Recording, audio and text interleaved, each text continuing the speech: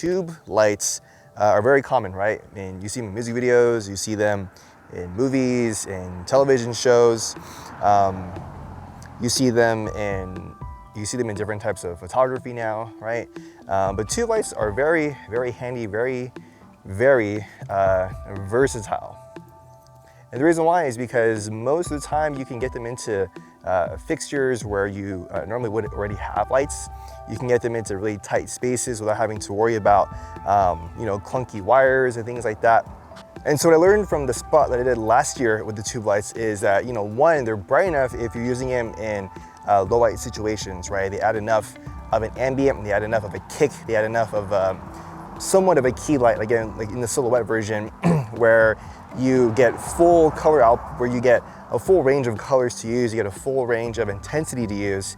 And again, you can stick them on a wall, you could put them on top of a stove. There's so many ways you can use tube lights. And that's one of the main benefits behind using tube lights, is you have this opportunity to, again, place your lights in situations where normally you would need a C-stand or even just like a regular light stand, right? That's not to say that you can't use lights without a stand, but with tube lights, you can place them horizontally, you can place them vertically, you can hold them in your hand, you can place them underneath a car, you could, squeeze them in the edge of a door frame. There's so many ways, there's so many little small ways and big ways you can use tube lights to your advantage. Now let's talk a little bit more about the Nanlites specifically. Number one is you have 2-foot versions. Number one is you have 2-foot versions, and then you have 4-foot versions. I ordered the 2-foot versions because for me, I don't really need the 4-foot versions for the types of shoots that I do. The 2-footers add more practicality, right? Obviously they're not as long, so you don't get as much overall intensity. They are battery powered. You can actually run them from main power if you want to, but unless you need them on like for a long time, probably battery operated is something I needed, something I wanted from newer tube lights. Now if you go full capacity or full intensity, the lights will last around 2.5 hours each. But for me, I usually have them anywhere between 1% to 15% at the max, because I really use them as more of an ambient light, more of a kick light, more to kind of fill in the scene. And to go along with some of the additional features of the Nanlite, there are special effects that are pre-programmed into lights. You have like cop car, you have like thunderstorm, SOS, you have candle mode, which kind of mimics like a candle. Operation of the lights, pretty simple. You have some main quick feature buttons.